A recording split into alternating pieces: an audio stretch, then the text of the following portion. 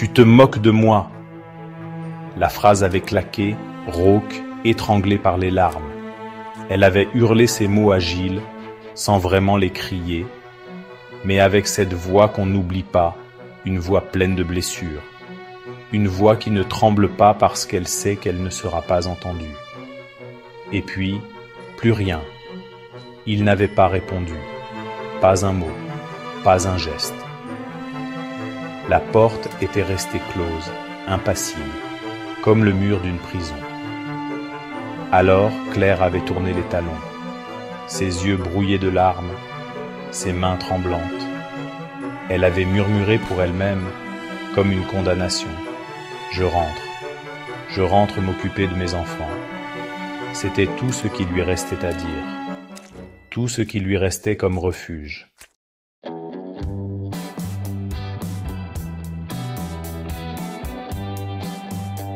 La voiture démarra dans un crissement sec. Le moteur rugit, mais ce bruit ne couvrit pas la voix qui hurlait déjà dans sa tête. Une voix acide, moqueuse, qui répétait en boucle « Tu vois, tu n'étais pas suffisante, pas assez belle, pas assez jeune, pas assez femme. Il a ouvert sa porte à une autre, et toi, tu restes dehors, comme une idiote. » Claire serra le volant à s'en blanchir les phalanges. Les larmes brouillaient sa vue, mais elle roulait vite, trop vite. Les phares éventrèrent la nuit encore noire, et la route défilait comme un tunnel sans fin. À 5 heures du matin, les radars l'avaient prise 2 fois. Le flash brutal avait traversé le pare-brise comme un coup de fouet. Elle s'en moquait. Qu'importe une amende. Qu'importe des points en moins. Ce n'était rien comparé à ce qu'elle venait de perdre. Ses yeux fixèrent la route, mais son esprit, lui, courait ailleurs.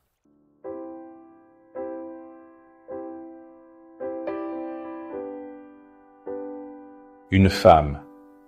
Elle revoyait l'image, floue, rapide, mais indélébile. Une silhouette dans l'ombre du logement de fonction.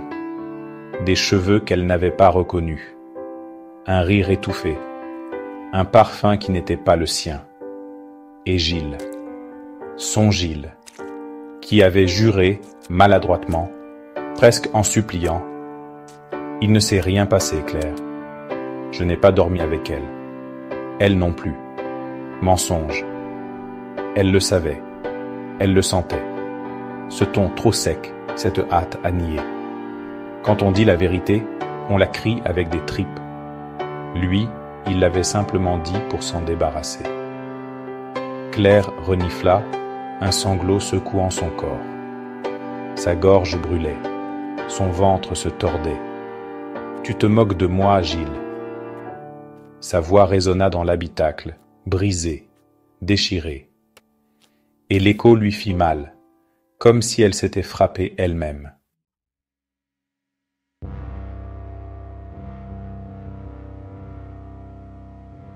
Pourquoi ? La question tournait, revenait, insistante, oppressante. Pourquoi avait-il eu besoin d'une autre ? Pourquoi n'avait-elle pas suffi ?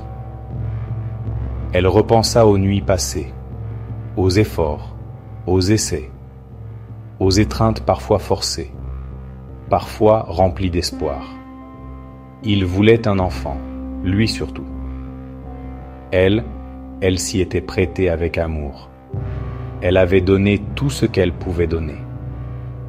Et chaque fois que le test affichait non, elle sentait son cœur se fendre un peu plus.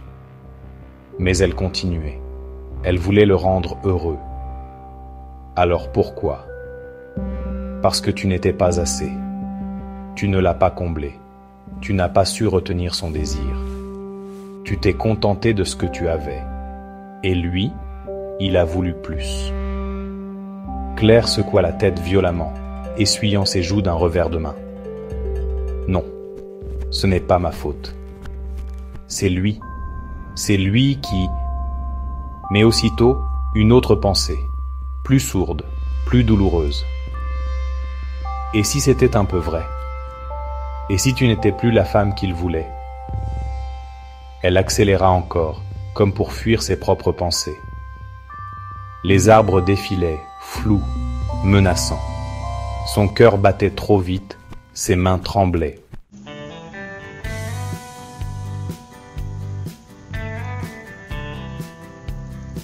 Les enfants. Oui, il y avait encore eux. Ces deux trésors. Son refuge. Son ancrage. Elle les retrouverait, endormis dans leur lit, les cheveux éparpillés sur l'oreiller, leur visage paisible. Il n'avait rien demandé à tout ça. Rien. Alors elle se répéta, comme un mantra, « Je rentre m'occuper de mes enfants. » Mais la phrase sonnait faux, parce que derrière ces mots, il y avait une autre vérité. Elle rentrait seule, sans lui, sans Gilles. Et c'était un gouffre.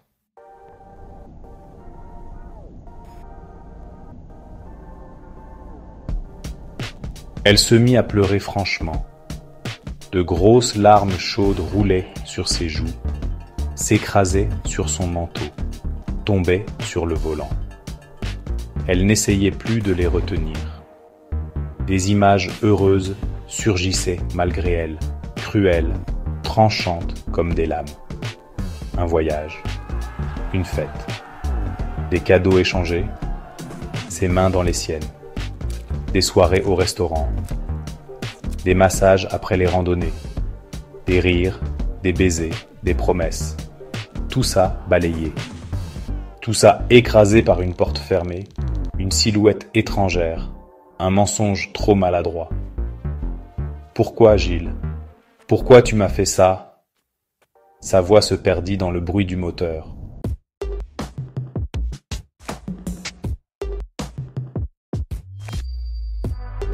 Et puis, un autre sentiment jaillit, brutal, plus violent que la douleur, la colère. Elle le sentit gonfler en elle, comme une flamme qu'on attise. Une rage contre lui, contre ses mensonges, contre ses faiblesses. Elle aurait voulu faire demi-tour, retourner à l'Oricisque, enfoncer cette foutue porte et jeter à la rue cette femme inconnue. Elle aurait voulu hurler dans ses oreilles, le secouer, le gifler, le forcer à dire la vérité. Mais elle n'avait pas eu ce courage. Elle avait fui. Elle roulait seule et lui restait derrière, dans ce logement où il avait brisé leur histoire. Alors la colère se retourna contre elle. Tu n'as rien dit, tu n'as rien fait, tu as tourné le dos, tu es faible. Un cri monta dans sa gorge. Elle tapa du poing sur le volant, 1, 2 fois, jusqu'à ce que la douleur lui arrache un gémissement. Je ne veux plus de toi dans ma vie, plus jamais. Les mots résonnèrent comme une promesse. Mais même en les prononçant, Claire savait que c'était un mensonge. Parce qu'au fond d'elle, malgré la trahison, malgré le mensonge, malgré la colère, elle l'aimait encore. Elle l'aimait trop. Et c'était ça, le pire.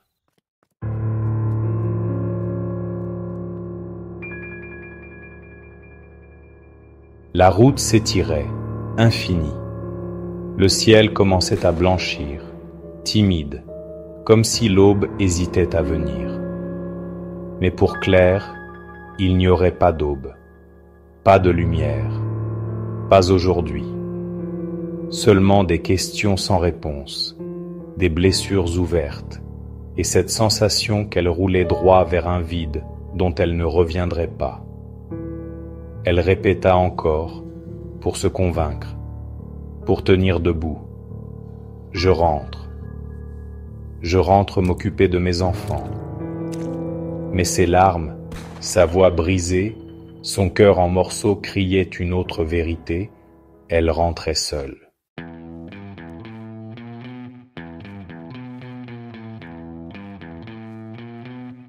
Le lit était là, immense, froid, silencieux. Mais Claire ne pouvait pas s'y allonger. Elle avait peur. peur que le silence la dévore, peur que le matelas devienne un piège où ses pensées la lacéreraient encore plus. Alors, elle restait assise dans le salon, les jambes repliées contre elle, une couverture sur les épaules.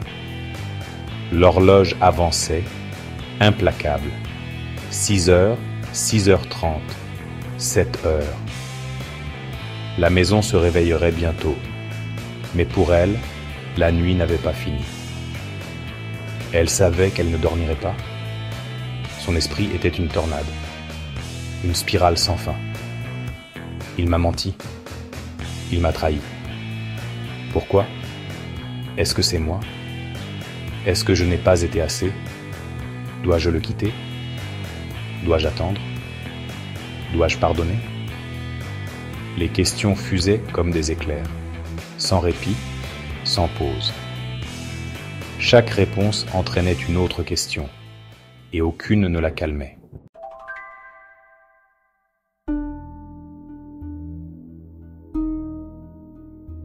Parfois, elle s'imaginait face à lui. Elle le voyait dans ce logement de fonction, dans cette chambre qu'elle détestait déjà. Elle imaginait pousser la porte, cette fois, ne pas rester dehors, comme une idiote. Elle le voyait, lui, surpris, honteux. Elle imaginait son regard, ses explications, ses excuses. Elle lui criait dessus, elle le frappait, elle le mettait à genoux. Et parfois, dans ses rêves éveillés, elle allait plus loin. Elle se voyait froide, glaciale, indifférente. Elle lui disait qu'il n'était plus rien, qu'il pouvait garder ses mensonges et ses nuits d'ombre, qu'elle ne voulait plus jamais entendre son nom. Elle le voyait partir, minuscule, écrasé sous le poids de sa propre trahison. Ces images la soulageaient, quelques secondes seulement. Puis la douleur revenait, plus forte, parce qu'au fond, elle savait qu'elle n'était pas capable d'une telle froideur. Elle n'était pas faite pour ça.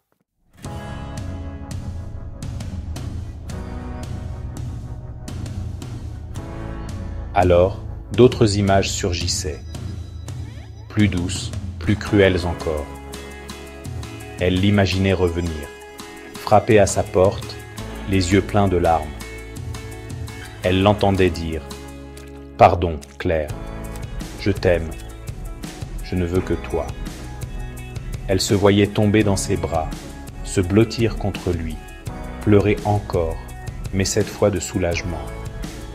Elle imaginait que tout pouvait recommencer, que la douleur pouvait disparaître, que la trahison pouvait s'effacer.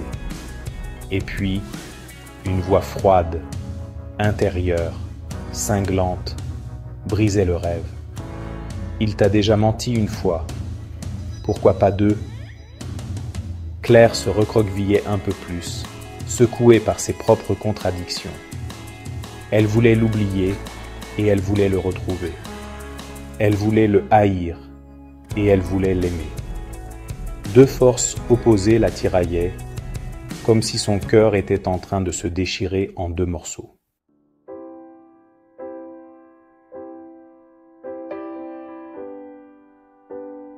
Les heures passaient. Le ciel dehors se teintait peu à peu de gris, puis d'un pâle bleu. Mais Claire ne voyait pas la lumière. Elle ne voyait que l'obscurité de son esprit. Ses enfants descendirent, les yeux encore lourds de sommeil. Elle essuya rapidement ses larmes, se força à sourire. « Bonjour mes amours ». Elle prépara le petit déjeuner, comme chaque matin. Mais tout était mécanique, vide. Elle posait les bols, versait le lait, tranchait les fruits. Ses gestes étaient précis, mais son esprit était ailleurs, loin, enfermé dans cette chambre de Loricisque où une étrangère avait laissé son parfum. Ses enfants riaient, parlaient de l'école, de leurs jeux, de leurs rêves. Et elle hochait la tête, elle répondait à peine. Elle jouait son rôle de mère, parce qu'il le fallait. mais à l'intérieur, elle se sentait creuse.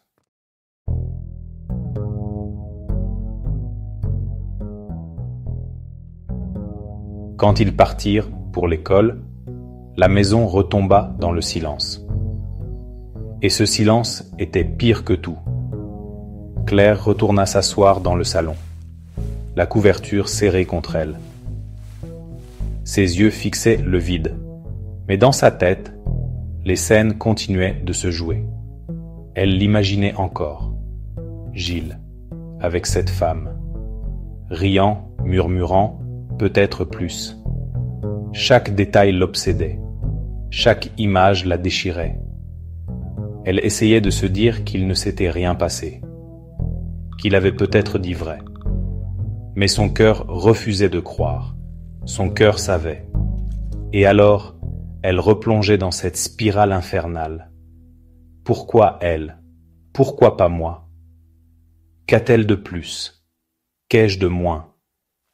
Elle se sentait minuscule, invisible, remplacée.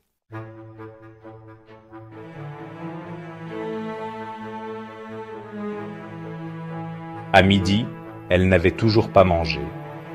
Son ventre se nouait, refusait tout. Elle se leva, ouvrit le réfrigérateur, le referma aussitôt. Le simple fait de voir les aliments lui donnait la nausée. Elle retourna s'asseoir, encore et encore. Elle n'arrivait pas à tenir debout. Sa main se posa sur son téléphone. 1000 fois, elle eut envie d'appeler. 1000 fois, elle tapota son nom, prête à appuyer. 1000 fois, elle se ravisa. Qu'aurait-elle dit? Tu es un menteur? Reviens? Je t'aime? Va au diable? Aucune phrase n'était assez forte. Aucune ne correspondait à ce qu'elle ressentait. Alors elle n'appuya pas. Elle resta là, figée, prisonnière.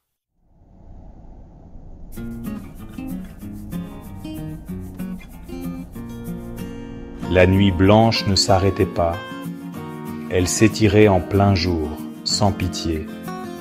Claire n'était plus elle-même. Ses yeux étaient rouges, son corps épuisé, mais son esprit refusait de s'arrêter.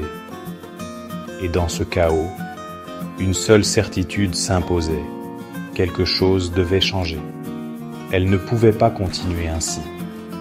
Elle devait décider. Mais décider quoi? Quitter Gilles, le confronter, lui pardonner? Chaque choix semblait une trahison, à elle-même, à son amour, à ses enfants. Et alors qu'elle fermait enfin les yeux, épuisée, une pensée la traversa, glaciale. Peut-être que je l'aime trop pour le quitter, et peut-être que je l'aime trop pour lui pardonner. Le paradoxe parfait, le piège sans issue.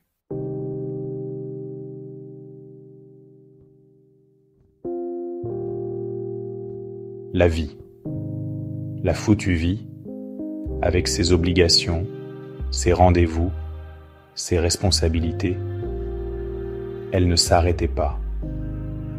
Elle ne faisait pas de pause pour laisser le temps aux blessures de cicatriser. Le lendemain, Claire devait travailler. Elle devait préparer le petit déjeuner des enfants, les aider à s'habiller, sourire pour les rassurer. Elle devait conduire, parler, répondre aux mails, affronter les regards, faire semblant. Et pourtant, à l'intérieur, elle était en morceaux.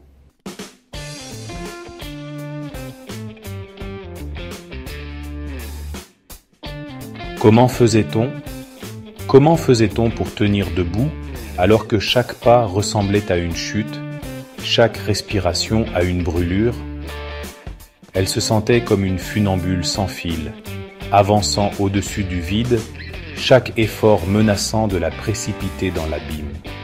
Mais elle devait avancer, parce que les enfants la regardaient, parce que le monde ne s'arrêtait pas. Alors, elle avala son café d'un trait, sans même sentir le goût amer. Elle mit un sourire mécanique sur son visage. un masque fragile qui pouvait se briser au moindre geste.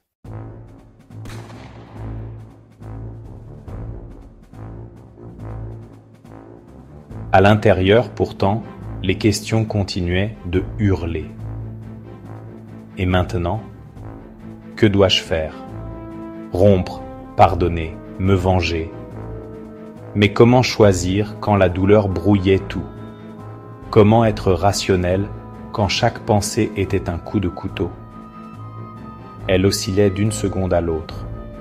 Une minute, elle jurait de ne plus jamais lui adresser la parole. La suivante, elle imaginait lui pardonner, se convaincre que l'amour pouvait réparer, que tout n'était pas perdu. Puis venait la rage, la tentation de le faire souffrir comme elle souffrait. Son esprit était un champ de bataille.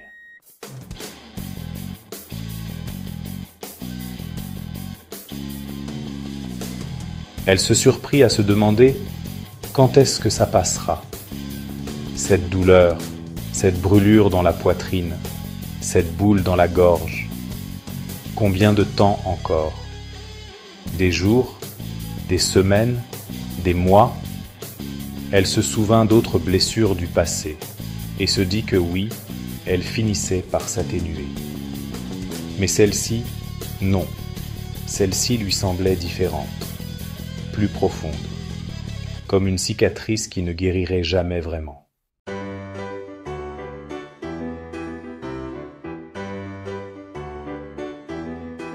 Et puis il y avait les enfants. Elle les regarda ce matin-là, riant, se chamaillant pour un jouet, insouciant, et son cœur se serra encore plus fort. Il ne devait rien voir, rien comprendre. Elle devait être forte pour eux. Mais quelle force lui restait-il? Chaque geste simple devenait un effort insupportable. Remplir un sac, nouer des lacets, répondre à une question. Tout pesait des tonnes. Et pourtant, elle le fit, parce qu'elle n'avait pas le choix.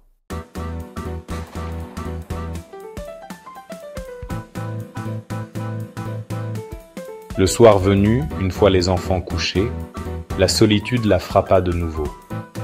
Plus dur encore.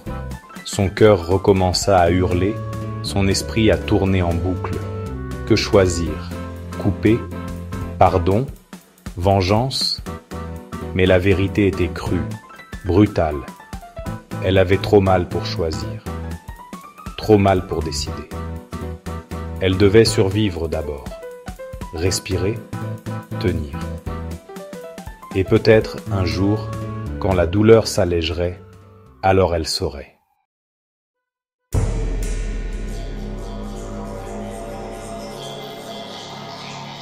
Mais ce soir-là, elle était encore dans la fracture, écartelée entre l'amour et la haine, entre le besoin de tourner la page et celui, tout aussi violent, de s'y accrocher encore. Et une phrase revenait, lancinante, comme un poison. Je ne serai plus jamais la même.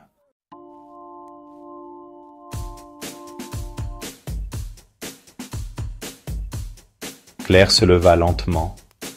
Ses jambes tremblaient, comme si elles ne lui appartenaient plus. Elle traversa le couloir en silence et s'arrêta devant le miroir du salon. Le reflet qui lui apparut la glaça. Des yeux gonflés, rougis par les larmes. Des traits tirés, fatigués. Un visage qu'elle ne reconnaissait pas.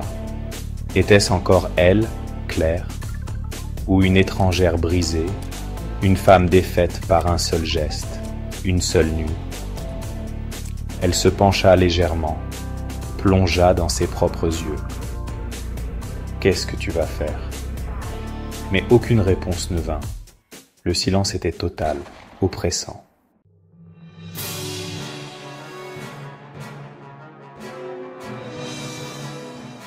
Son téléphone vibra sur la table.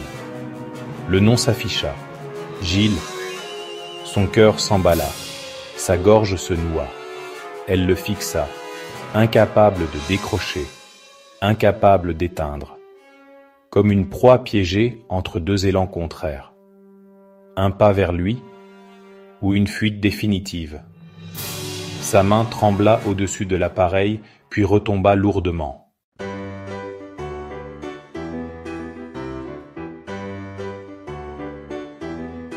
Alors, elle marcha jusqu'à la chambre des enfants. Elle les observa dormir, paisibles, leurs respirations régulières emplissant la pièce. Un sourire fragile étira ses lèvres. « Je dois tenir pour vous. » Oui, tenir. Mais comment ?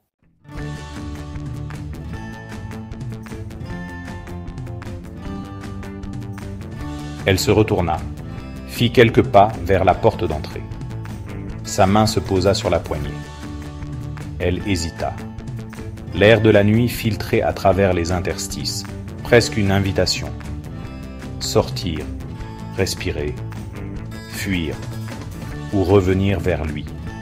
Elle resta figée, incapable de choisir. Et dans son esprit, une seule certitude résonna, glaciale, implacable. Rien ne sera plus jamais comme avant.